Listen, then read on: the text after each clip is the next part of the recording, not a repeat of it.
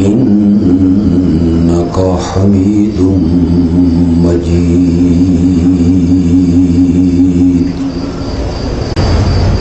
خاتم النبيين رحمة للعالمين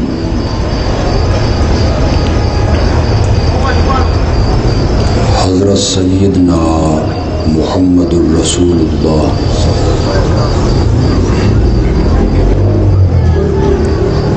صلی اللہ علیہ وسلم نے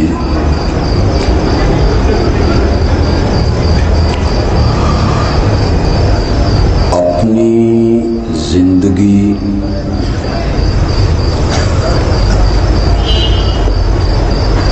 اور حیات طیبہ کے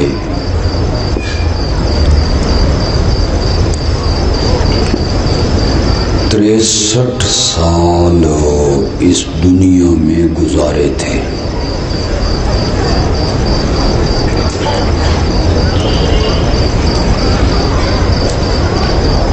ان 63 سالوں میں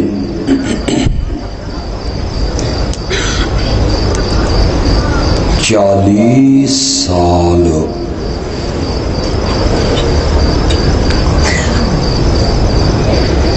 آپ کی زندگی کا وہ حصہ ہے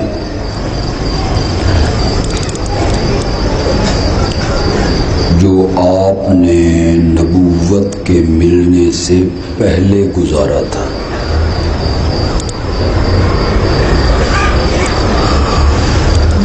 اور 23 سال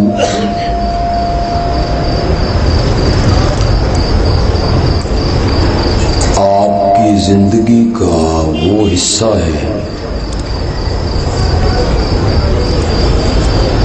جو آپ نے نبوت کے ملنے کے بعد گزارا ہے۔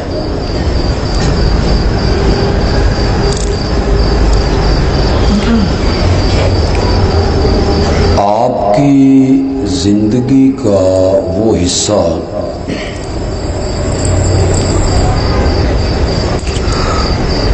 جو آپ نے نبوت سے پہلے گزارا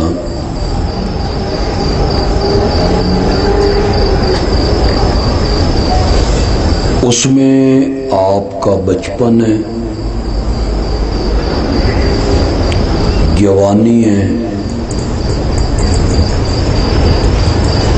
بکریوں کا چرانا ہے، تجارت کا سفر ہے، شادی ہے، رہن سہن ہے،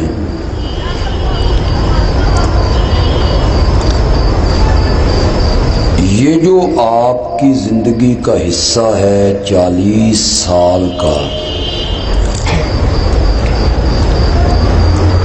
اس کے ساتھ مکے کے کسی ایک بندے نے بھی اختلاف نہیں کیا۔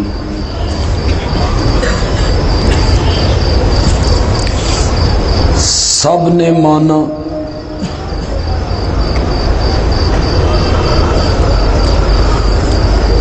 اور مانا بھی اس طرح کہ جب آپ مکے کی سڑکوں پہ آتے ہیں، گلیوں میں آتے ہیں یا چوراہوں پہ آتے ہیں، کوئی بندہ آپ کو نام لے کے نہیں بلاتا۔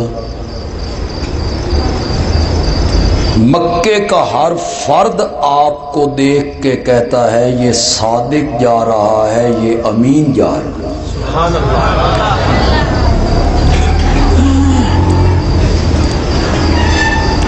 سب نے صادق مانا،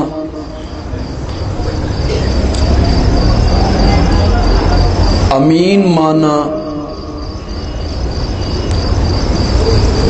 اپنے بچوں سے بڑھ کر انہوں نے آپ سے پیار کیا اور اپنے اپنے والدین سے بڑھ کے مکے کے لوگوں نے آپ کا احترام کیا.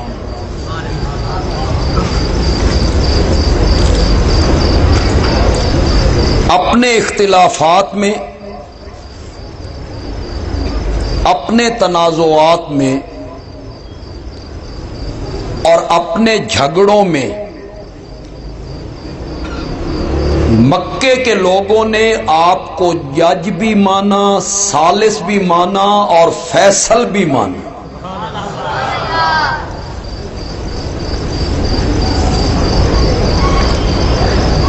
جب آپ کے ہاں جھگڑے ہو جاتے ہیں برادریوں میں تو پھر آپ ثالثی فیصلہ کرواتے ہیں کسی سے، تو کس قسم کے لوگوں کو ثالث بناتے ہو؟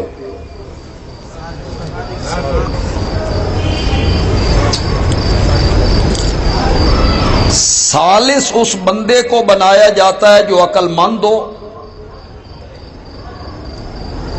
دانش مند ہو،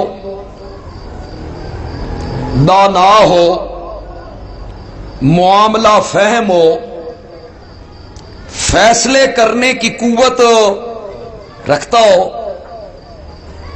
مکے کے لوگوں نے میرے آقا کو اپنے جھگڑوں میں فیصل مان کر اس بات کا اقرار کر لیا تھا کہ مکے کی دھرتی پر تجھ سے بڑھ کے عقل مند بھی کوئی نہیں.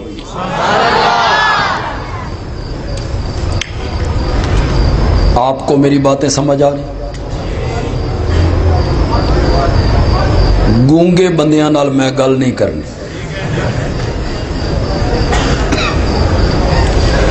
یہ آپ کے ہاں جو پشتوں میں خطاب ہوتے ہیں وہ بولتے رہتے ہیں، آپ چپ کر کے سنتے رہتے ہیں کہ مولانا بولتے رہو، ہمیں آپ پر اعتبار ہے.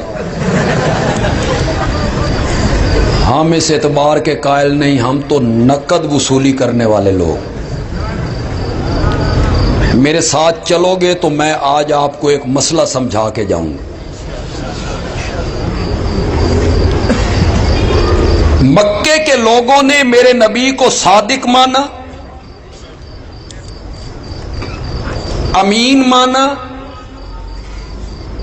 بچوں سے بڑھ کے پیار کیا، والدین سے بڑھ کے احترام کیا، اپنے جھگڑوں میں اور تنازعات میں میرے آقا کو فیصل مانا. یہ میں کس زندگی کی بات کر رہا ہوں؟ زور سے بولو، زور سے بولو. نبوت کے ملنے سے پہلے کسی نے اختلاف نہیں کیا. نبوت کے ملنے کے بعد میرے آقا نے وہ کون سی بات کہہ دی تھی، وہ پیغام کیا تھا، وہ دعوت کیا تھی کہ جب ہی وہ دعوت میرے آقا کی زبان مقدس سے باہر نکلی تو دوستیاں دشمنی میں تبدیل ہو گئیں. پیار کی جگہ بغض آ گیا، محبت کی جگہ عداوت نے لے لی، اور میرے نبی کی زبان سے اس دعوت کو سن کے ایک آواز آئی، انت کذاب. پہلے کیا کہتے تھے؟ آج ایک منٹ میں قوم کو کیا بن گیا؟ بس یہی مسئلہ آج آپ کو سمجھانا ہے.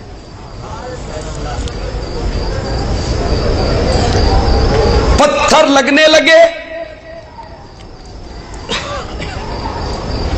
سب سے پہلا پتھر میرے نبی کو کس نے مارا تھا؟ کس نے؟ ابو لہب. سکا چچا ہے، سکا چچا بھی ہے، پڑوسی بھی ہے. میرے نبی کے گھر کی دیوار اور اس کے گھر کی دیوار سانجھی ہے، مشترکہ ہے، پڑوسی بھی، چچا بھی، پتھر بھی مارتا ہے، بد دعا بھی دیتا ہے، تبا لک سائر الیوم الہذا جمعتنا، تیرا سارا دن برباد ہو جائے، تو نے اس لیے بلایا تھا؟ بد دعا بھی دے رہا ہے، پتھر بھی مار رہا ہے۔ یہ پتھر مارنے والا کون ہے؟ زور سے بولو ذرا۔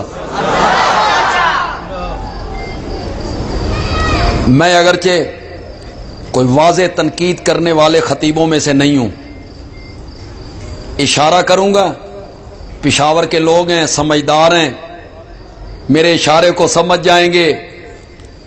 یہ وہی چچا ہے جس نے میرے نبی کے میلاد پہ خوشیاں کرتے ہوئے لونڈی کو آزاد کیا تھا۔ وہی چچا ہے، وہی چچا ہے۔ اس نے صرف جھنڈیاں نہیں لگائیں، صرف لائٹنگ نہیں کی، صرف مصنوعی پہاڑیاں نہیں بنائیں۔ جو لونڈی اسے خوشخبری دینے کے لیے آئی کہ تیرے بھائی عبداللہ کے گھر بیٹا ہوا ہے، اس نے کہا تو سچ کہتی ہے تو میں نے تجھے آزاد کر دیا۔ میرے نبی کے میلاد پر لونڈی آزاد کرنے کی خوشی کرنے والا ابو لہب میرے نبی کے پیغام کو برداشت نہ کر سکا، نہیں کر سکا۔ پتھر بھی مارتا ہے۔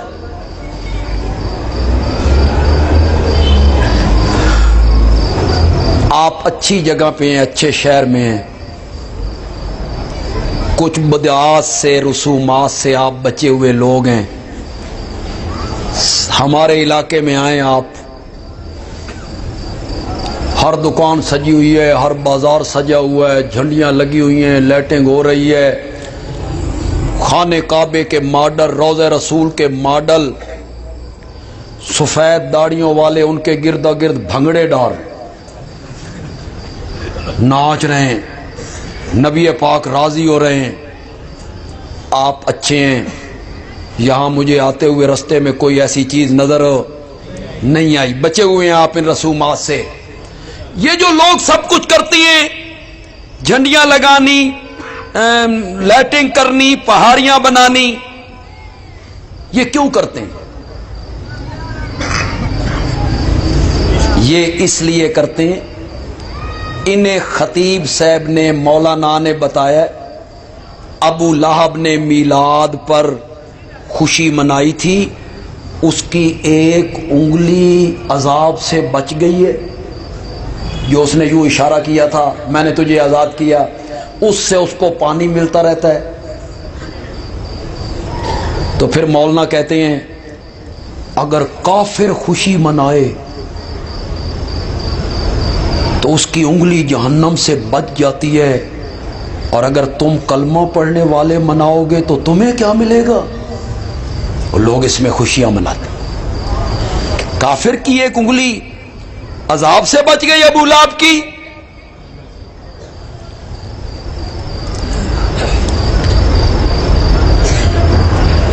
یہ خواب کی بات ہے، علماء جانتے ہیں، میں علماء کی محفل میں ہوں، مجمع میں بھی علماء ہوں گے۔ یہ خواب کی بات، ابو لہب خواب میں آیا تھا۔ کس کے خواب میں؟ دوسرے کافر کے خواب میں۔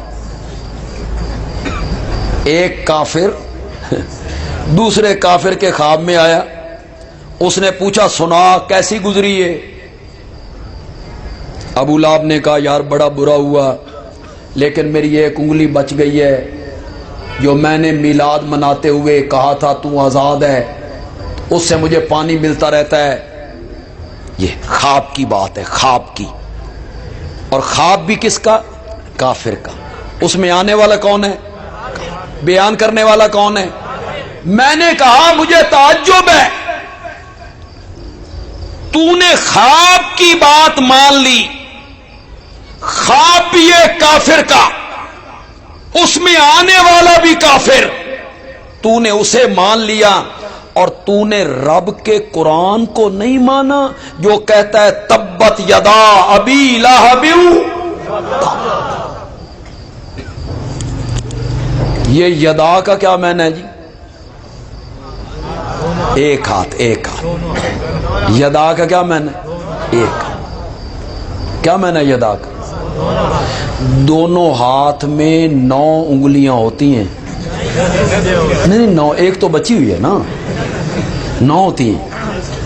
یہ قرآن تجھے سمجھ نہیں ہے؟ تبت یدا، آگے قرآن نے کہا ما اغنا عنہ مالہ وما کسبا، ابو لہب کے کام نہیں آیا، نہ اس کا مال کام آیا نہ اس کی کمائی کام، اس کا کوئی عمل اس کے کام نہیں آئے۔ پہلا دن نے سب سے پہلا پتھر مارنے والا ابو لہب ہے، پتھر بھی مارا، بد دعا بھی دی، تبا لک سائر الیوم الہذا جمعتنا، تیرا سارا دن برباد ہو جائے۔ اس مسئلے کے لیے بلایا تھا؟ ایک منٹ کے لیے تصور کرو، جتنے لوگ یہاں بیٹھے ہو، میرے نبی پہاڑ پہ کھڑے ہیں، لوگ کہتے ہیں تو صادق ہے، امین ہے، احترام کرتے ہیں، پیار کرتے ہیں۔ 40 سال جس قوم سے محبت دیکھی، پیار دیکھا، اچانک پتھر آنے لگے، میرا نبی لہولہان ہو گیا، بد دعائیں، فتوے، کذاب، مجنون، دیوانہ۔ کیا بیتی ہوگی میرے نبی کے دل پر؟ سوچو تو صحیح ایک منٹ کے لیے، کیا گزری ہوگی میرے نبی کے دل پر؟ مولا میرے ساتھ کیا بن گیا؟ میرا سکا چچا مجھے بد دعائیں دیتا ہے۔ تبا لک سائر الیوم، یہاں میں ایک جملہ کہنا چاہتا ہوں، لیکن اس شرط پہ کہوں گا، آپ سنیں گے تو سن کے آپ کو پسند آئے تو آپ سبحان اللہ کہیں گے، اس شرط پہ، پھر میں آگے چلوں گا۔ میرے نبی پریشان ہوئے نا کہ میرے ساتھ کیا بن گیا؟ اللہ نے فرمایا میرے پیارے پیغمبر، آپ نے ابو لہب کو جواب نہیں دینا، نہیں دینا جواب آپ نے۔ آپ کے اور میرے درمیان یہ معاہدہ ہو گیا ہے کہ فرش پہ تو نے میرا گلہ برداشت نہیں کرنا اور عرش پہ میں نے تیرا گلہ برداشت نہیں کرنا ہے، اس کو جواب بھی میں دوں گا۔ اللہ نے اس کا جواب دیا اور وہی بات اس کے منہ پہ ماری، تبت یدا ابی لہب وتب۔ میرے نبی کون سی بات منوانا چاہتے ہیں کہ اچانک دوستیاں دشمنی میں کیا ہو گئیں؟ ایک منٹ پہلے کیا ہو رہا ہے؟ میرا نبی کھڑا ہے پہاڑ کے اوپر، قوم کے لوگ نیچے ہیں اور میرا نبی ان سے پوچھ رہا ہے، میں نے 40 سال کا ایک طویل عرصہ تمہارے اندر گزارا ہے، جس میں میرا بچپن ہے، لڑکپن ہے، جوانی ہے، شادی ہے، تجارت ہے، بکریوں کا چرانا ہے، تم میں میرے بچپن کے یار موجود ہیں اور تم میں میری جوانی کے دوست موجود ہیں، بولو میری زندگی کی سفید چادر پر کوئی داغ دکھا سکتے ہو؟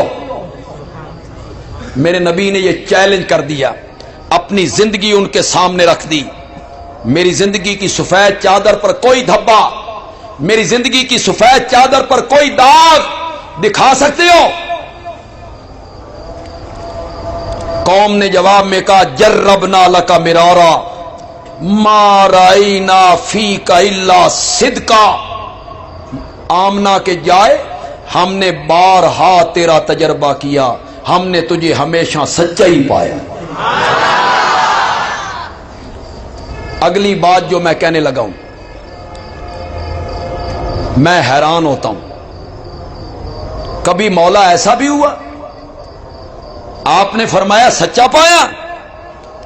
میں پہاڑی کے اوپر ہوں، تم نیچے ہو، جو پیچھے میں دیکھ رہا ہوں تمہیں نظر نہیں آ رہا، اگر میں کہوں ایک فوج آ رہی ہے، ایک لشکر آ رہا ہے، تم پر حملہ کرنا چاہتا ہے، میری بات مانو گے؟ جو قوم کے بزرگ تھے، سیانے تھے، وڈیرے تھے، انہوں نے سوچا ہمارا جھگڑا کسی قوم سے نہیں، ہماری لڑائی کسی قوم سے نہیں، یہ فوجیں لے کے کون آ گیا؟ وہ پہاڑ کے اوپر چڑھ گئے، میرے نبی کے ساتھ جا کھڑے ہوئے، کہاں ہے فوج؟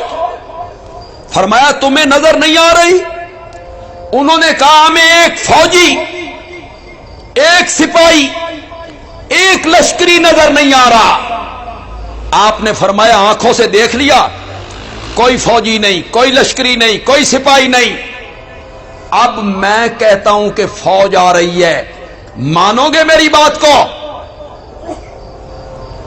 تو قوم کے لوگ بیک زبان ہو کے کہتے ہیں تیری 40 سالہ زندگی کی صداقت، دیانت، امانت، شرافت اس بات کے کہنے پر مجبور کرتی ہے ہماری آنکھیں دھوکہ کھا سکتی ہیں، محمد کی زبان جھوٹ نہیں بول سکتی۔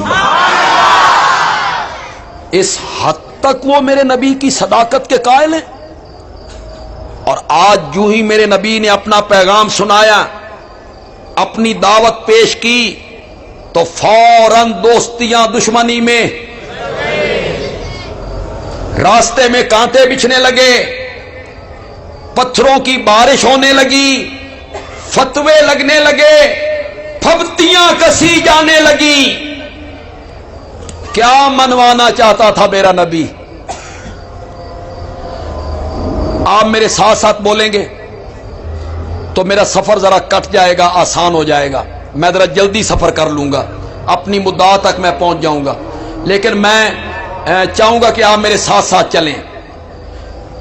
کیا میرا نبی یہ منوانا چاہتا ہے کہ مکے کے لوگوں مانو اللہ ہے؟ بولو بولو بولو، یہ اختلاف تھا؟ مکے کے لوگ اللہ کو نہیں مانتے تھے، مکے کے لوگ اللہ کے قائل نہیں تھے، میرا نبی ان سے اللہ منوانا چاہتا ہے۔ یہ اختلاف تھا؟ یہ جھگڑا تھا؟ نہیں تھا یہ جھگڑا، میرے پاس اس کے دلائل موجود ہیں۔ میری پہلی دلیل ہے، وہ کعبے کو کہتے تھے بیت اللہ، اگر اللہ کو نہیں مانتے تھے تو کعبے کو بیت اللہ کیوں کہتے تھے؟ میری دوسری دلیل ہے کہ میرے پیارے پیغمبر کے والد محترم کا کیا نام تھا؟ زور سے بولو۔ اگر وہ اللہ کو نہیں مانتے تھے، اپنے بیٹوں کے نام عبداللہ کیوں رکھتے تھے؟ میری تیسری دلیل بڑی نفیس ہے، میں دیکھتا ہوں آپ میں سے کس کس کا دماغ نفیس ہے، اسے سمجھ میری دلیل آتی ہے، بڑی نفیس دلیل دینے لگا ہوں۔ مشرک تھے نا؟ کیا تھے وہ؟ مشرک کون ہوتا ہے؟ جو کیا کرے؟ مشرک کون ہوتا ہے جو کیا کرے؟ شرک کرے۔ شرک، شرک کسے کہتے ہیں؟ کس کے ساتھ؟ اللہ کے ساتھ۔ مخلوق میں سے کسی کو شریک بنانا۔ معلوم ہوا بندہ مشرک بنتا ہی تب ہے جب پہلے اللہ کو مانے، ورنہ اس نے شریک کس کے ساتھ بنانا ہے؟ اللہ کو وہ مانتے تھے، مشرکین جو تھے وہ اللہ کو، زور سے بولیے زور سے بولیے، کیا اختلاف اس بات میں تھا کہ وہ اللہ کی صفتیں نہیں مانتے تھے اور نبی پاک ان سے اللہ کی صفتیں منوانا چاہتے تھے. بولو یہی اختلاف تھا کہ مانو خالق اللہ ہے، مانو مالک اللہ ہے، مانو رازق اللہ ہے، محیی ممیت اللہ ہے. میرا نبی یہ منوانا چاہتا تھا. مشرکین مکہ اللہ کو خالق رازق مالک مانتے تھے. اس کے لیے میں صرف ایک دلیل دوں گا، اگرچہ میرے پاس 20 دلائل ہیں. میں قرآن کا طالب علم ہوں اور میرے پاس اس کے 20 دلائل موجود ہیں، لیکن میں یہاں صرف ایک دلیل آپ کے سامنے رکھوں گا. 11واں پارہ ہے، سورت کا نام ہے سورت یونس، آیت نمبر ہے 31. یاد رہے گی آپ کو؟ پارہ میں نے کون سا بولا، سورت میں نے کون سی کہی، آیت نمبر. آیت بھی پڑھوں گا، ترجمہ بھی کروں گا،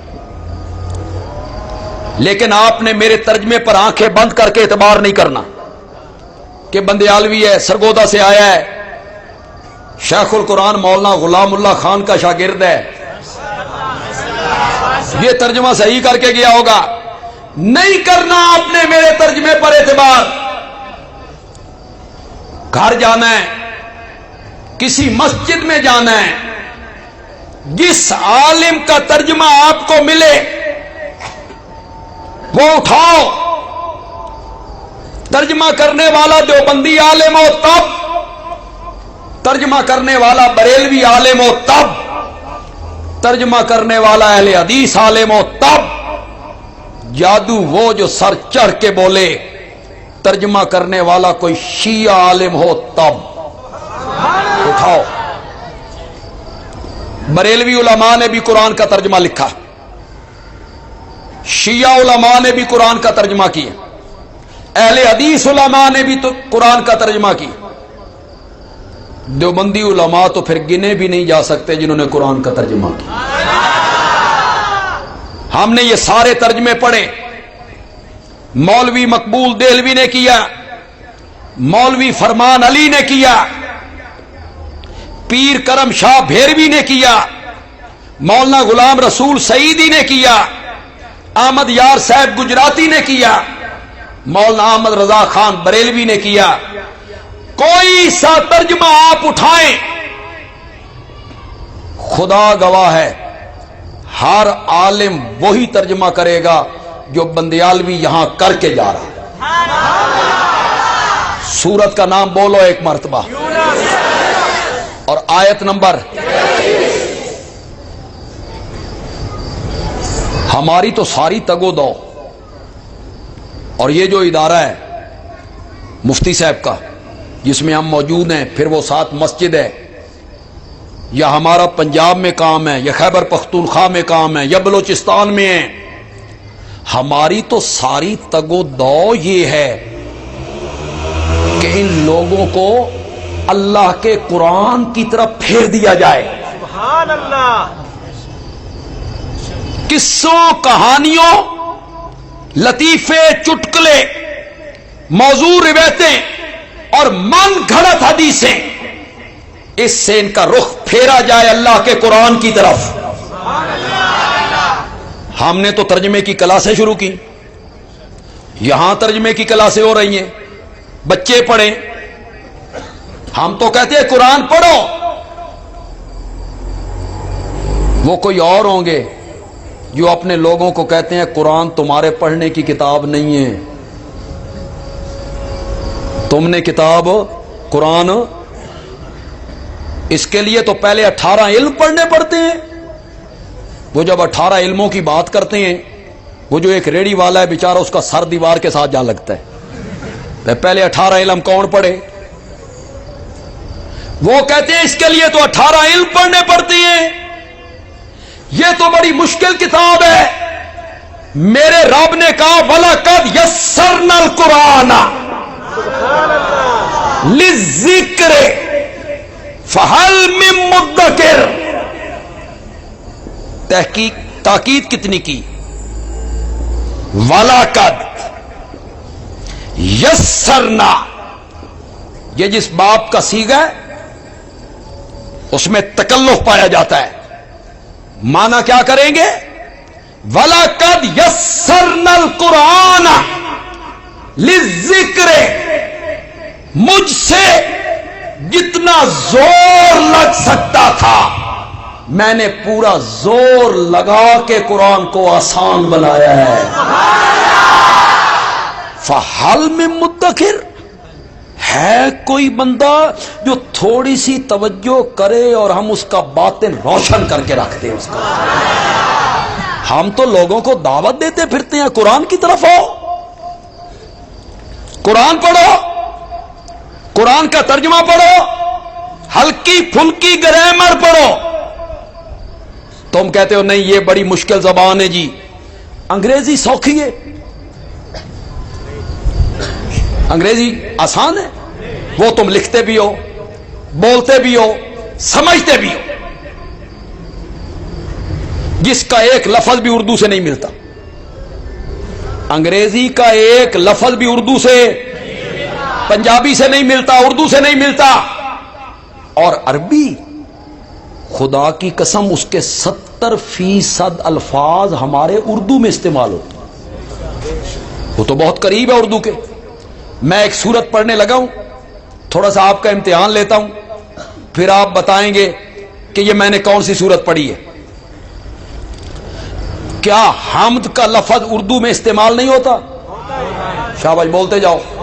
حمد, رب, بولو بولو, عالم, رحمان, رحیم, مالک, یوم, ہدایت, صراط, مستقیم, انعام, غضب, ضلالت. کون صورت پڑھی ہے میں نے؟ اس کے تو 90% لفظ تمہاری زبان کے.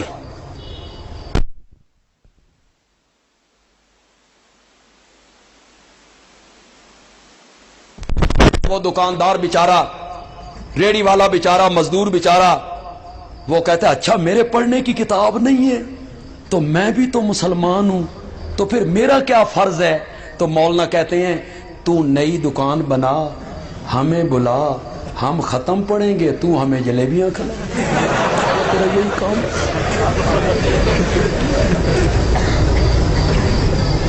تیرا یہ کام ہے. نیا مکان بنا, ہمیں بلا. کیا مذاق بنایا آپ نے قرآن کے ساتھ, کیا مذاق بنایا آپ نے قرآن کے ساتھ.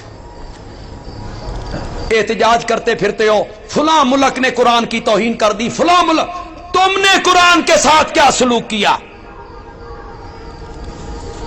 ناراض نہیں ہونا جتنے تاجر بیٹھے ہو, سچی سچی بات کرو.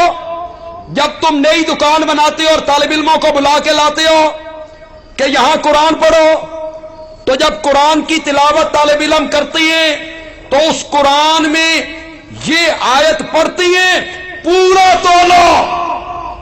پڑھتی ہیں یہ آیت کون ہی قرآن میں؟ بولو زور سے بولو. پڑھتی ہیں پورا تولو, کم نہ تولو, جھوٹ نہ بولو, رشوت کا کاروبار نہ کرو, سود کھانا چھوڑ دو. یہ طالب علم پڑھتے ہیں. دکاندار کہتا ہے برکت کے لیے پڑھتے رہو, میں نے اس پر عمل. یہ تم نے قرآن کے ساتھ سلوک کیا. یہ مردوں والی کتاب ہے, مردوں بخشوانے کے لیے آئی تھی. ماں مر گئی, مدرسے سے طالب علم لے آؤ, طالب علم تلاوت کر رہے ہیں, میری ماں کو ثواب پہنچنا. ماں تیری ہے کہ طالب علمہ دی ہے؟ طالب علموں کو کیا تیری ماں جنت میں جائے یا جہنم میں جائے؟ پاگل ہو گئے ہو. طالب علم تیری ماں کے لیے پڑھتی ہیں, طالب علم اس دیکھ کے لیے پڑھتے ہیں جو دروازے پہ پک رہی ہے. پاگل ہو گئے ہو.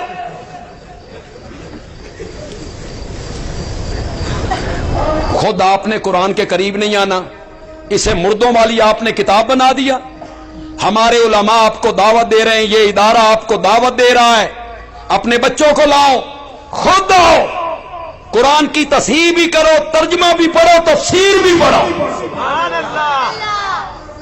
یہ ہم دعوت دے رہے ہیں، وہ کیا کہتے ہیں؟ قرآن دے نیڑے، قرآن کے نزدیک نہیں جانا۔ یہ تمہارے پڑھنے کی کتاب نہیں ہے۔ پتہ ہے نا بھئی لوگوں نے قرآن پڑھا تو انہیں لگ جائے گی اینک، جب انہیں قرآن والی اینک لگ گئی تو ہمارے چہرے پہ جو ماتا کے داغ ہیں یہ انہیں نظر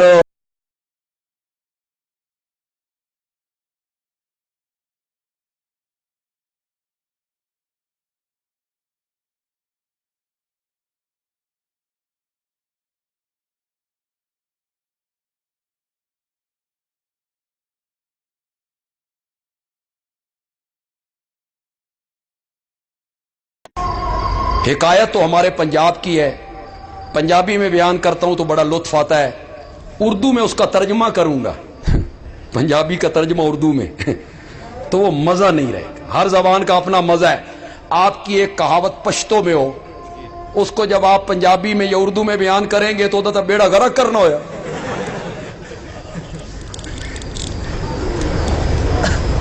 کسی گاؤں میں ایک عورت رہتی تھی، بدصورتی کا ہر سلسلہ اس پہ ختم ہوتا تھا، موٹے ہونٹ، کالا رنگ، چیچک کے داغ،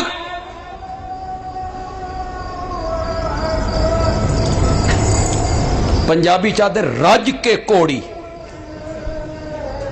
اس کا میں ترجمہ بھی نہیں کر سکتا اردو میں، میں ان تو کی سمجھاؤں تو دی گل سمجھ نہیں آئی، لیکن چلو نہ سمجھ آوے دے جی خیر ہے۔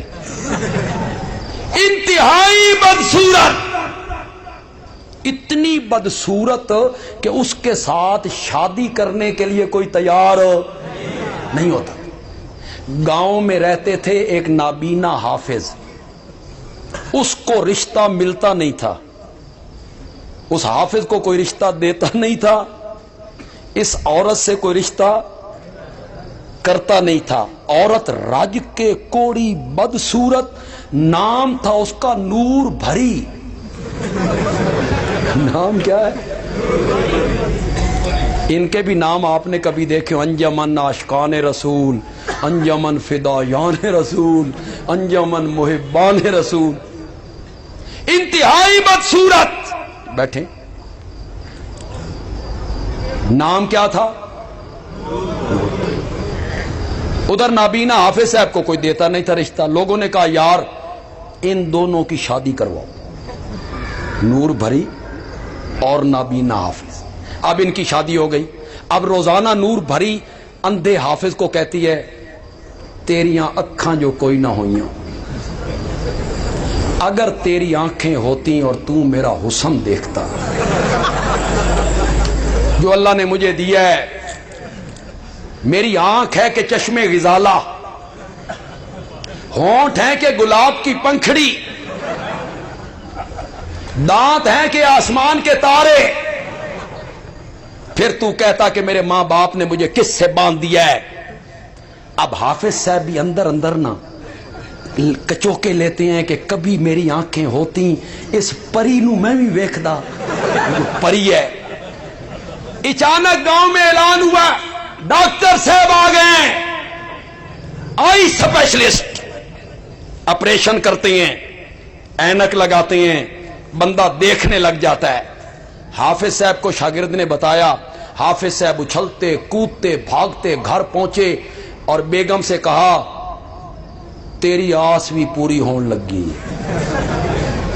ڈاکٹر آیا ہے، آپریشن کرتا ہے، اینک لگاتا ہے، نور بھری کے قدموں کے نیچے سے زمین کھسک گئی۔ ڈاکٹر صاحب کے پاس گئی، کتنی فیس ہے تیری؟ اس نے کہا 5000۔ اس نے کہا پکڑ 10,000۔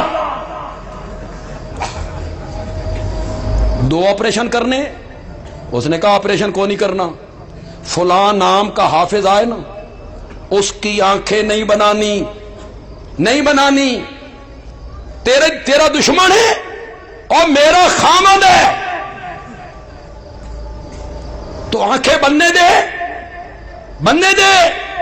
اس نے کہا ڈاکٹر صاحب آپ کو کیا بتاؤں، میرے خامد کو آنکھیں ملتی جائیں گی اور مجھے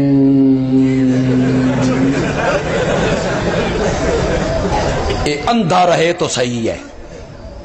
یہ علماء بھی کہتے ہیں کہ قوم کیا رہے، اندھی رہے، ان کو کوئی سمجھ نہ آئے، ان کو قرآن کے قریب نہ آنے دیا جائے۔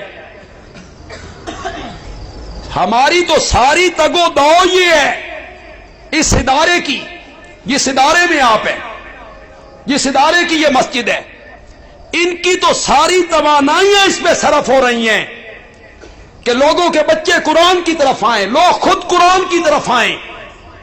بولو آنا چاہتے ہو کہ نہیں آنا چاہتے ہو؟ زور سے بولو، زور سے بولو۔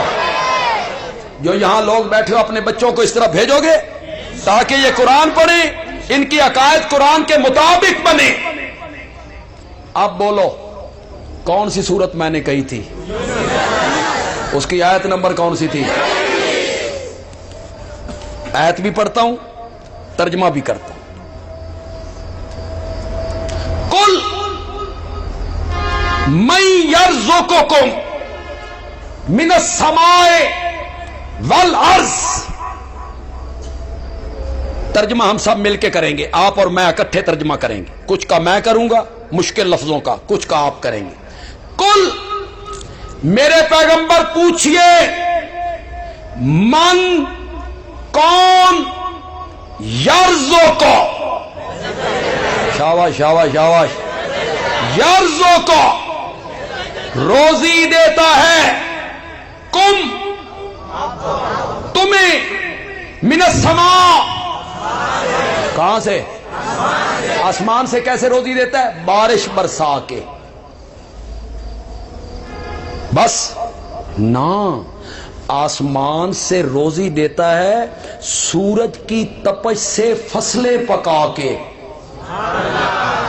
بس نہیں، چاند کی ٹھنڈی ٹھنڈی روشنی سے پھلوں میں رس بھر کے۔ یہ کہاں سے روزی دینا ہے؟ تمہیں آسمان سے روزی کون دیتا ہے؟ والارض،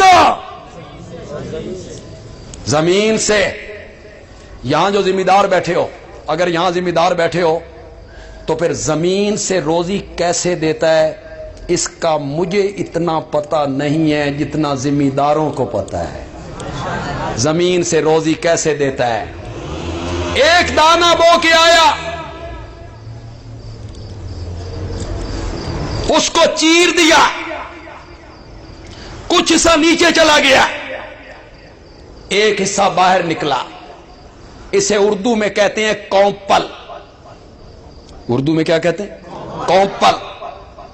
ہماری پنجابی میں کہتے ہیں انگوری، ہمارے کئی علاقوں میں کہتے ہیں سٹا، پتا، پشتو میں کیا کہیں؟ ہاں جی، چلو رہنے دو، ٹھیک ہے، جو کچھ اور ہی نہ نکل جائے۔ سمجھ تو آپ گئے نا، سمجھ گئے وہ پتا، کونپل، انگوری، جو زمین سے سب سے پہلے باہر نکلی۔ پشاور کے لوگوں، یہ پتا سریے کا ہوتا ہے؟ نہیں، سریے دونوں نہیں، تو پھر تم نے کبھی نہیں سوچا اتنا نرم و نازک پتا پھونک مارو تو دوسری طرف جا لگے، اس نے سخت زمین کا سینہ کیسے چیرا اور باہر نکل آیا ہے؟ تم نے کبھی نہیں سوچا؟ وہ کوپل۔ علماء کرام، ایک فن ہے تصوف، جس سے پھر صوفی کا لفظ نکلا۔ تصوف کیا ہے؟ اللہ اللہ سیکھنا، اللہ اللہ سکھانا، یہ کسی اللہ والے کے پاس جا کے بیٹھ جانا، میرا تزکیہ کر، رذائل سے مجھے دور لے جا، نیکی کا ایک جذبہ میرے اندر پیدا ہو جائے۔ پہلے زمانے میں یہ خانقاہیں ہوتی تھیں، طالب علم دورہ حدیث پڑھنے کے بعد ان خانقاہوں میں جاتے تھے، وہ اللہ والے کے پاس رہتے تھے کچھ سال کچھ مہینے، اور وہاں اللہ اللہ کرنا سیکھتے تھے۔ ایک خانقاہ تھی تھانہ بھون میں، اور وہاں ایک مرد درویش بیٹھا ہے، حکیم الامت مولانا اشرف علی تھانوی۔ ایک خانقاہ تھی دیوبند میں، وہاں ایک درویش ہے شیخ العرب والعجم مولانا حسین احمد مدنی رحمت اللہ علیہ تو کہو۔ ایک خانقاہ لاہور میں کون بیٹھا ہے؟ شیخ التفسیر مولانا احمد علی لاہوری رحمت اللہ علیہ۔ اب بولیں گے اشاعت التوحید سے تعلق رکھنے والے۔ ایک خانقاہ ہے وہاں بھچرا میں، وہاں بیٹھا ہے مولانا حسین علی۔ طالب علم آتے ہیں، اللہ اللہ سکھاتا ہے، اللہ اللہ، انہیں دنیا سے کوئی غرض نہیں، کوئی لالچ نہیں، زمینوں کا، پیسوں کا، کاروں کا، بنگلوں کا، مریدوں کی جیب پہ نظر نہیں، نہ اللہ لوگ۔ بس اب وہ سلسلہ ختم ہو گیا، مک گیا۔ مجھے کوئی نظر نہیں آیا، میں بڑا پھرا ہوں پورا پاکستان، مجھے کوئی نظر نہیں آیا، کوئی نظر نہیں آیا۔ اب حالت یہ ہے کہ اگر مرید اپنی بغل میں خارش کرتا ہے تو پیر صاحب سمجھتے ہیں یہ پیسے نکال رہا ہے، اس کی نظر ہوتی ہے اس کی جیب پر، مرید کی جیب پر نظر ہے، دل کی طرف کوئی توجہ نہیں۔ میں نے کسی زمانے میں تصوف کی کتابیں پڑھی تھیں، میں نے سوچا یہ تصوف کیا ہے ہم بھی سمجھیں، تو پھر میں نے بھاری پتھر سمجھا، چوم کے رکھ دیا۔ تو اس کتاب میں نے ایک صوفی کا قول پڑھا، بس مجھے وہ پسند آ گیا، اکثر تقریروں میں سناتا رہتا ہوں، میں سناتا ہوں تو مجھے مزہ آتا ہے، میرے دل کو جلا ملتی ہے۔ آپ سنیں گے تو پھر دیکھتا ہوں آپ کو کیسے جلا ملتی ہے۔ صوفی کہتا ہے یہ پہلا پتا، یہ کونپل جو زمین سے باہر نکلی، کبھی تم نے دیکھا کہ یہ مغرب کی طرف منہ کر کے نکلی ہو؟ کبھی تم نے دیکھا کہ یہ مشرق کی طرف منہ کر کے نکلی ہو؟ شمال کی جانب بولو، جنوب کی جانب نہیں۔ جب بھی یہ کونپل، پتا، انگوری زمین سے باہر نکلی، سیدھی آسمان کی طرف رخ کر کے یہ پتا باہر نکلا۔ صوفی کہتا ہے اسے پتا نہ سمجھ، شہادت کی انگلی سمجھ، اسے پتا نہ سمجھ، شہادت کی انگلی سمجھ۔ جو آسمان کی طرف رخ کر کے یہ پتا کہتا ہے مولا میرا وجود اس بات پہ گواہ ہے تیرا کوئی شریک نہیں ہے۔ تمہیں زمین و آسمان سے روزی کون دیتا ہے؟ ان سے پوچھ میرے پیغمبر۔ کن سے سوال ہو رہا ہے؟ مشرکین مکہ۔ فَسَيَقُولُونَ، تو یہ جواب میں کہیں گے اللہ، ہمیں روزی دینے والا کون ہے؟ کس کا عقیدہ بیان ہو رہا ہے؟ جی میں نے کہا نا میں منفی رنگ زیادہ اختیار نہیں کیا کرتا، بس مثبت رنگ کروں گا، منفی آپ خود سمجھ لیں۔ مکے کے مشرک کہتے تھے ہمیں جو کچھ دے رکھا ہے ہمارے رب کی نظر کرم ہے، وہ یہ کہتے تھے ہمیں جو کچھ دے رکھا ہے یہ کس نے دے رکھا ہے؟ وہ اسے نبیوں کی طرف منسوب نہیں کرتے تھے کہ میری جھولی بھر دے تو بھر دے، نہ، وہ کہتے تھے میری جھولی بھرنے والا ہے تو وہ کون ہے؟ امن یملک السماء والابصار ام منقطع بمعنی بل، مطلب یہ ہوتا ہے پہلے سوال کو چھوڑ، انہوں نے پہلے سوال کا کیا جواب دینا ہے، ان سے دوسرا سوال کر۔ امن یملک السماء والابصار، بتاؤ تمہاری کانوں اور آنکھوں کا مالک کون ہے؟ تو یہ جواب میں کہیں گے من یخرج الحی من المیت و یخرج المیت من الحی، زندے سے مردہ، مردے سے زندہ، جاندار سے بے جان، بے جان سے جاندار نکالنے والا کون ہے؟ اور آپ سے تو پوچھا بھی نہیں جا رہا یار، آپ تو پاکستان میں رہنے والے پاک لوگ ہیں، یہ پوچھا کس سے جا رہا ہے؟ ان کا عقیدہ قرآن بیان کر رہا ہے۔ تمہارے کانوں اور آنکھوں کا مالک کون ہے؟ زندے سے مردہ، مردے سے انڈا بے جان ہے، اس سے چوزا نکال دیا جاندار، مرغی جاندار ہے، اس سے انڈا نکال دیا بے جان، انسان جاندار ہے، اس سے نطفہ نکالا بے جان، نطفہ بے جان ہے، اس سے بچہ بنا دیا جاندار۔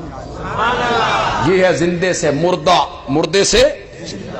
ہمارے مولانا حسین علی رحمت اللہ علیہ کہتے ہیں الحی سے مراد ہے مومن، المیت سے مراد ہے کافر، کافروں کے گھروں میں مومن پیدا کرنے والا، مومنوں کے گھروں میں کافر پیدا کرنے والا، نیکوں کے گھروں میں بد، بدوں کے گھر میں نیک۔ کون ہے؟ اللہ۔ وَمَن يُدَبِّرُ الْأَمْرَ، اس کائنات کی تدبیریں کرنے والا کون ہے؟ مدبر کون ہے؟ فَسَيَقُولُونَ، تو وہ جواب میں کہیں گے اللہ، کہ یہ سب کچھ کرنے والا کون ہے؟ اللہ کو بھی مانتے ہیں، اللہ کی صفتیں بھی سمجھ آ گئی آپ کو؟ نہیں آئی؟ اب ان کا ایک عمل آپ کو سنانے لگا ہوں۔ یہ جو آپ دیکھتے ہیں نا، داڑھی بھی، پگڑی بھی، جبہ بھی، اور پھر آپ کہتے ہیں ایڈا نورانی چہرہ، تو آپ انہیں کہتے ہیں یہ شرک کرتے ہیں؟ ان کو دیکھیں تو صحیح، اس کا بھی تھوڑی سی سمجھ آپ کو آ جائے گی اگر آپ میرے ساتھ چلتے ہیں۔ مشرکین مکہ کا ایک ایسا عمل ہے جو آج کے کسی عالم کا بھی نہیں، کسی پیر کا بھی نہیں، کسی امام کا بھی نہیں، کسی خطیب کا بھی، ان کے عمل کا مقابلہ نہیں ہو سکتا۔ کیا عمل ہے؟ بیت اللہ بوسیدہ ہو گیا، ان کا مشورہ ہوا گرا کے نئے سرے سے بنایا جائے، بیت اللہ گرا کے نئے سرے سے بنایا جائے۔ کیوں بھائی؟ پشاور کے لوگوں، مسجدیں بنتی رہتی ہیں کہ کوئی نہیں؟ پرانی ہو گئی، گرا دی، نئی بنا لی، نئی جگہ خریدی، محلے کے لوگوں نے مسجد بنانا چاہی، بنتی ہیں کہ نہیں بنتی؟ بولتے کیوں نہیں ہو؟ میں نے مسجد بنائی سرگودا میں، مولانا نے مسجد بنائی، اور بھی مسجدیں بنتی ہیں۔ ہم چندہ بھی مانگتے ہیں، مسجد کے لیے چندہ دو بھائی، اینٹیں دو، سیمنٹ دو، بجری دو، تم نے بنانی ہے، محلے کی ہے، چندہ دو۔ مشرکین مکہ نے چندے کی اپیل کی،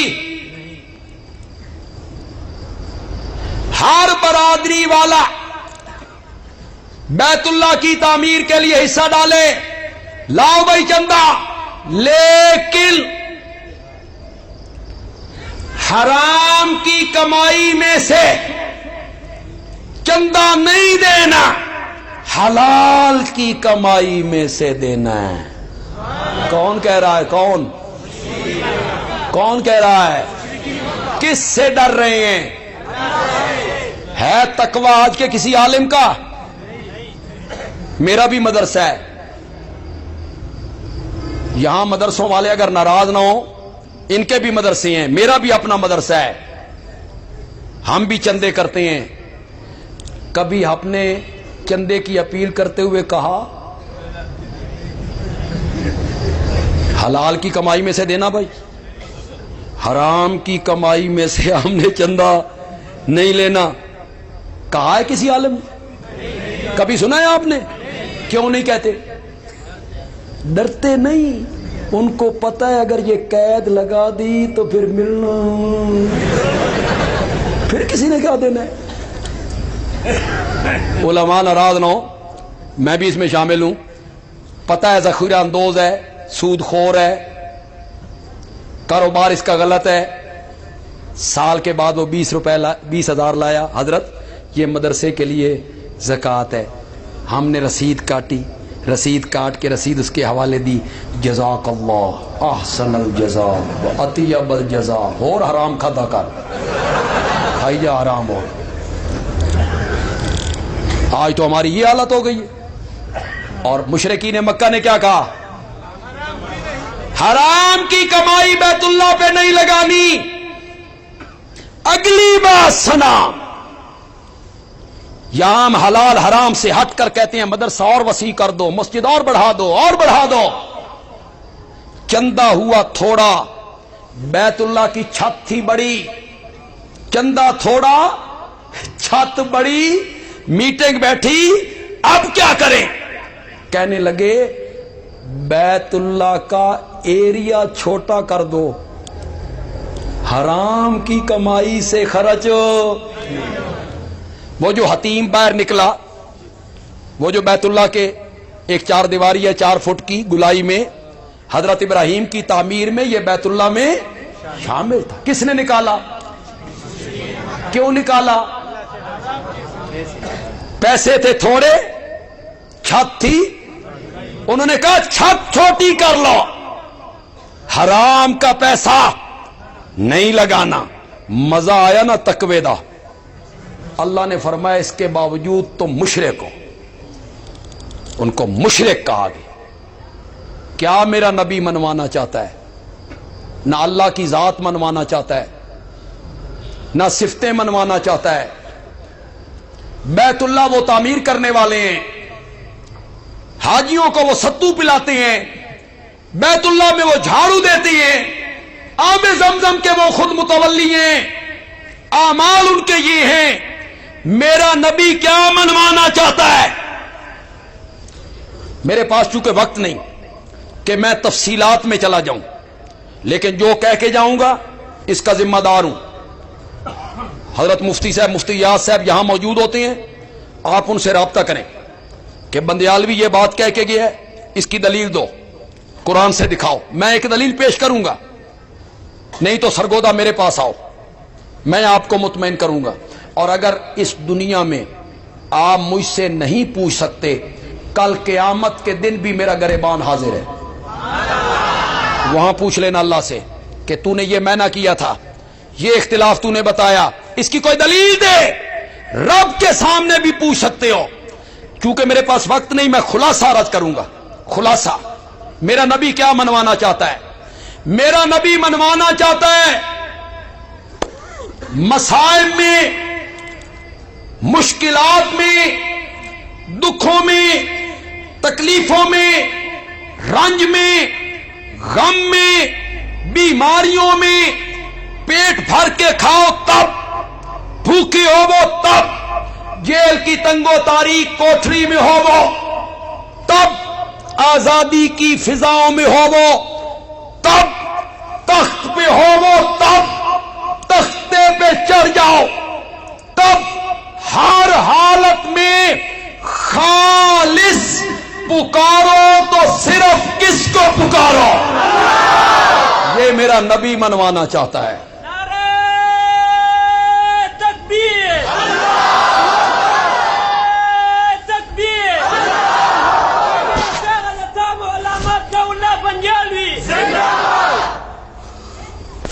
بڑی دیر نال یار تن جوش چڑھیا، جلے میں تقریر ختم کرن لگا۔ میرا نبی کیا منوانا چاہتا ہے؟ میرا نبی منوانا چاہتا ہے فَادْعُوا اللَّهَ، مخلصین کو ذرا رہنے دیں، میں آگے پڑھتا ہوں۔ فَادْعُوا اللَّهَ، پس پکارو کس کو؟ زور سے بولو، زور سے بولو۔ لیکن مجھے ایسی پکار نہیں چاہیے کہ ضرورت پڑی تو مجھے بھی پکار لیا، وقت آیا تو اوروں کو بھی پکار لیا، میرے بھی سجدے غیر اللہ کے سجدے، میری بھی نظر و نیاز غیر اللہ کی بھی نظر و نیاز مجھے ایسی پکار عبادت نہیں چاہیے. مولا تجھے کیسی عبادت چاہیے؟ فرمایا مخلصین. سبحان اللہ. مخلصین کا معنی تو کرو یار, زور سے بولو, زور سے بولو. مجھے کیسی پکار چاہیے؟ خالص. قرآن کا طالب علم ہوں, قرآن سے باہر نہیں جانا چاہتا. مولا کیسی خالص؟ فرمایا ان لکم فی الانعام لعبرہ نسقیکم مما فی بطونہ من بین فرث ودم. اللہ کہتے ہیں اگر زمین دیکھ کے میری توحید کی سمجھ نہیں آئی, آسمان دیکھ کے میری توحید کی سمجھ نہیں آئی, آتشی کرنوں والا سورج دیکھ کے میری توحید کی سمجھ نہیں آئی, ضیاء پاشیاں کرنے والا چاند دیکھ کے میری توحید کی سمجھ نہیں آئی, جگمگانے والے ستارے دیکھ کر میری توحید کی سمجھ نہیں آئی, گرجنے والے بادل, چمکنے والی بجلی, سر بفلک پہاڑ, بہتے دریا, جنگل, ندیاں, نالے, چشمے, ان کو دیکھ کر میری توحید کی سمجھ نہیں آئی. اپنے دروازے پہ بندھے ہوئے جانور کو دیکھ. سبحان اللہ. ایک جملہ کہنا چاہتا ہوں, کتنے لوگ اس کی لذت حاصل کرتے ہیں. اللہ کہنا چاہتے ہیں کبھی میں نے تیرے سامنے فرشتوں کو جھکایا تھا, کبھی میں نے تیرے سامنے فرشتوں کو جھکایا تھا, آج یہ بھی وقت آنا تھا کہ تجھے سمجھانے کے لیے مجھے جانوروں کی مثالیں دینی پڑ گئیں. بھینس دیکھ, گائے دیکھ, بکری دیکھ. نسقیکم, ترجمہ میں نہیں کرنا چاہتا, ترجمہ میں کرواؤں گا نبی پاک کے چچا زاد بھائی حضرت عبداللہ ابن عباس سے سبحان اللہ. رضی اللہ تعالی عنہ, مفسر قرآن ہے. چارہ جانور کے معدے میں آیا, وہاں اللہ نے ایک مشینری لگائی, اس نے چارے پہ کام کرنا شروع کیا. کچھ کا گوبر بنایا, گوبر کہتے گوبر بنایا, وہ نیچے بیٹھ گیا. اصل غذا اوپر آ گئی. اصل غذا کو معدے سے دھکا مارا جگر کی طرف, اصل غذا جگر میں آ گئی. یہاں پھر ایک مشینری لگائی, اس نے اصل غذا پہ کام کرنا شروع کیا. کچھ کا خون بنایا, وہ سپلائی کر دیا دل کو. کچھ کا دودھ بنایا, وہ سپلائی کر دیا تھنوں کو. من بین فرث ودم, ایک طرف گوبر پلیت, ایک طرف خون پلیت. جب معدے میں تھی ہم نے گوبر سے الگ کر لیا, جب جگر میں تھی غذا ہم نے خون سے الگ کر لیا. گوبر کا رنگ گدلا, پھر وہ بدبودار, خون کا رنگ سرخ, پھر وہ پلیت. ایک طرف گوبر پلیت تھا, ایک طرف خون پلیت تھا. دو پلیتیوں کے درمیان میں سے ہم نے تیرے برتن میں ڈالا لبنن خالصا. لبنن خالصا, کہو یار, او یار زور سے کہو یار, سارے کہو, پچھلے بھی کہو لبنن خالصا.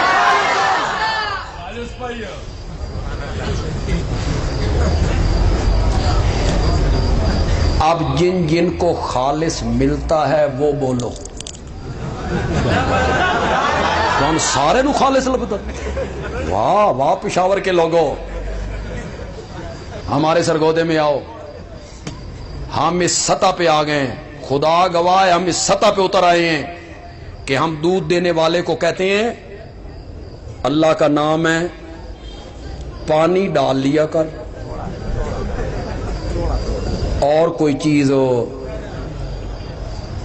پانی دی خیر ہے, اب پانی ڈال لے. ہمارے ہاں دودھ کا رنگ نیلا ہو گیا, ہم دودھ کا ذائقہ بھول. دودھ کا ذائقہ کیا ہوتا تھا؟ ایسی ملاوٹ. پاکستان ہے نا، پاک لوگ ہیں، وہ حرامی ہندو سارے دفع ہو گئے، وہ سرحد پار ہیں سارے، ادھر تو پاک لوگ ہیں. دو پلیتیوں کے درمیان میں سے ہم نے تیرے برتن میں ڈالا لبنان خالصا. کہو یار، زور سے کہو. دو پلیتیوں کے درمیان میں سے ہم نے تیرے برتن میں ڈالا لبنان خالصا. جس طرح ہم نے تجھے دودھ خالص دیا ہے، تو بھی میری پکار خالص کیا کر. لبنان خالصا. تکبیر، توحیدی نعرہ برملا، توحیدی نعرہ برملا. تکبیر، تکبیر. علامہ اللہ بندیالوی، اللہ بندیالوی. میں نے تیری نازک طبیعت کا لحاظ رکھا. تو نازک طبع ہے نا، اگر اس میں گوبر کا ایک ذرہ آ جاتا تو برداشت نہ کرتا، اس میں خون کا ایک قطرہ آ جاتا تو برداشت نہ کرتا. جس طرح میں نے خالص دودھ میں گوبر کی پلیتی کو شامل نہیں ہونے دیا، تو بھی میری عبادت میں شرک والی پلیتی کو شامل نہ کیا کر. میں نے تجھے دودھ خالص دیا ہے، تو میری پکار خالص کیا کر. فادعوا اللہ مخلصین. لینے کا وقت آتا ہے تو خالص لیتا ہے، لینے کی باری آئے تو خالص لیتا ہے. بیوی ملے تو خالص، اولاد ملے تو خالص، دودھ ملے تو خالص، مکھن ملے تو خالص، گھی ملے تو خالص، چائے کی پتی خالص، سرخ مرچیں. یہ پاکستان شریف، یہاں سرخ مرچوں میں اینٹیں سرخ مرچیں میں اینٹیں پیس پیس کے، اور چائے کی پتی میں چنوں کے چھلکے، چھلکا سب گول میں. وہ چھلی کا جو تکا ہوتا ہے، جو آپ چھلی کھا کے پھینک دیتے ہیں، اس کو اس سب گول میں. اور پشاور والوں، ساری باتیں چھوڑو یار، ایک غذا تھی مولویوں کی سوجی، وہ بھی خالص نہیں لگی، اس میں بھی ملاوٹ، سوجی میں ملاوٹ، چھلکے سب. مجھے کسی نے بتایا کالی مرچ بناوٹی آ گئی، آدھی اصل آدھی وہ.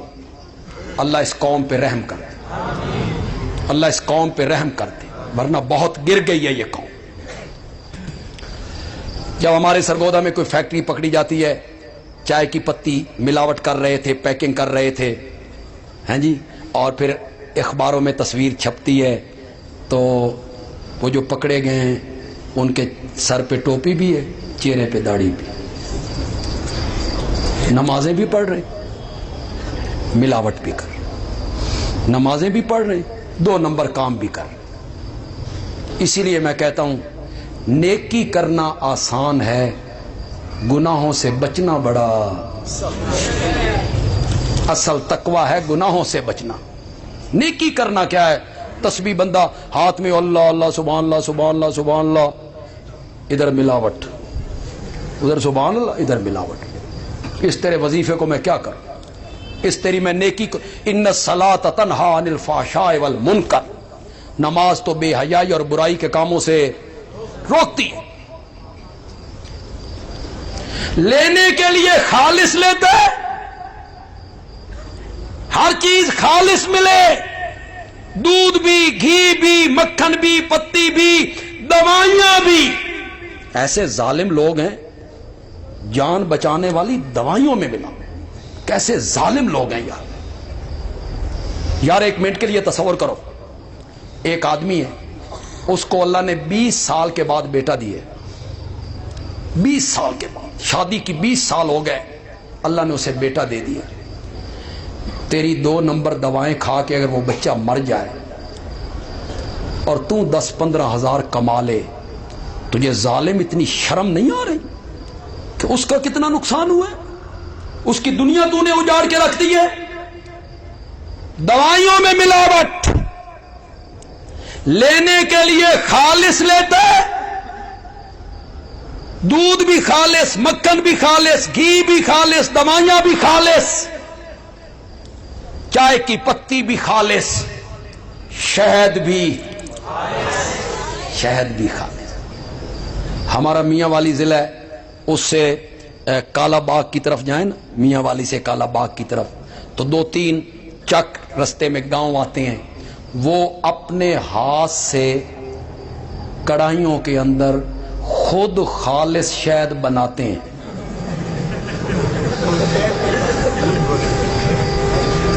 بڑے بڑے کڑھاؤں میں بناتے ہیں, پھر وہ قسم اٹھاتے ہیں, بے اللہ دی قسم خالص ہے, ہم نے خود بنائے, اس میں کوئی ملاوٹ نہیں. لینے کے لیے خالص لیتا ہے, ہر چیز خالص ملے, اور جب دینے کی باری آتی ہے تو پھر ملاوٹ کرتا ہے. میری سنتا نہیں, میری ان کے آگے اور ان کی پھر, اس وقت ملاوٹ کرتا ہے. لینے کے لیے خالص لیتا ہے, دینے کی باری آئی, عبادت کی باری آئی, پکار کی باری آئی تو ملاوٹ کر کے دیتا ہے. میری سنتا نہیں, میری ان کے آگے, ان کی رب کے آگے.